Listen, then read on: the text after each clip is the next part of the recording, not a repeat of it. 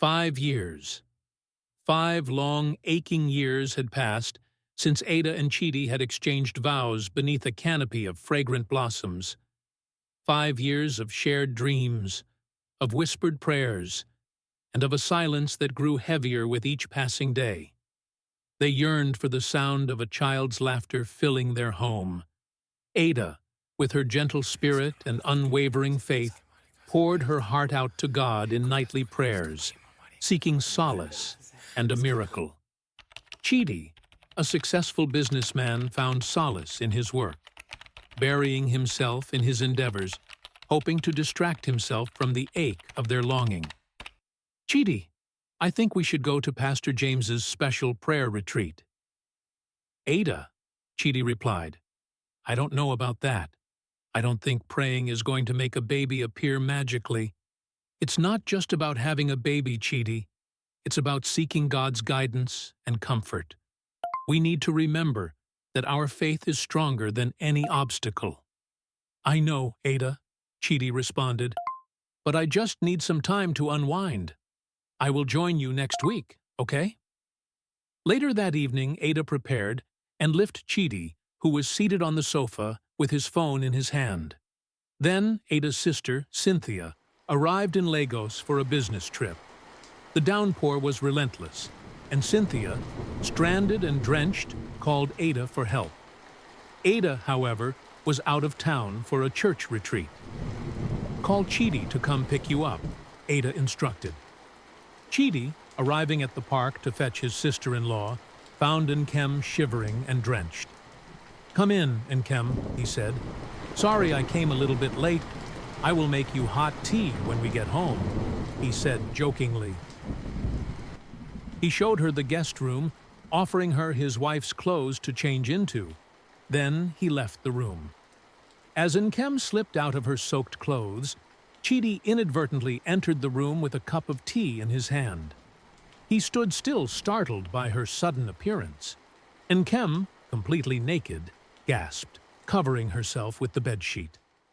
I apologize, Chidi stammered. I didn't mean to intrude. I came to offer you the hot tea I promised you earlier. He quickly left, his mind reeling from the unexpected sight. Later, as Nkem sat in the living room, still shaken by the incident, Chidi joined her. How was your trip so far? He asked, trying to make conversation. Nkem, though flustered, answered politely. But Chidi found it difficult to focus on anything else. The image of Nkem, vulnerable and beautiful, kept replaying in his mind. He confessed, I can't seem to get the image of you out of my head, Nkem. To his surprise, Nkem found herself strangely drawn to him. The tension between them simmered, and soon they succumbed to their desires. 3 weeks after Nkem returned to her home, unaware of the consequences of that night, she realized she was late. A visit to the doctor confirmed her fears. She was pregnant. The news sent shockwaves through her. Guilt and shame battled her mind. She had betrayed her sister, the woman she loved most. How could she tell Ada? Nkem decided to keep the secret, hoping to find a way to raise the child without causing further pain. However, as the week turned into months, her secret began to weigh heavily on her. She confided in a trusted friend who, unfortunately, couldn't keep the secret. The news spread through the town like wildfire, a scandalous whisper on every tongue. Ada, heartbroken and humiliated, confronted Nkem. The ensuing argument was bitter and filled with recriminations. Their once close bond was irrevocably broken. Chidi, feeling the weight of his guilt and the shattered remains of his marriage, tried to make amends.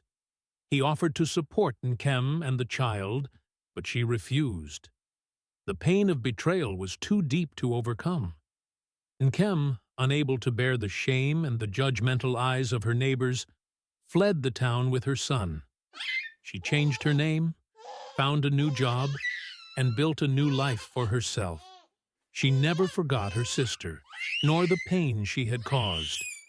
But she also learned to forgive herself, to find strength in her resilience, and to cherish the love she had found in her son.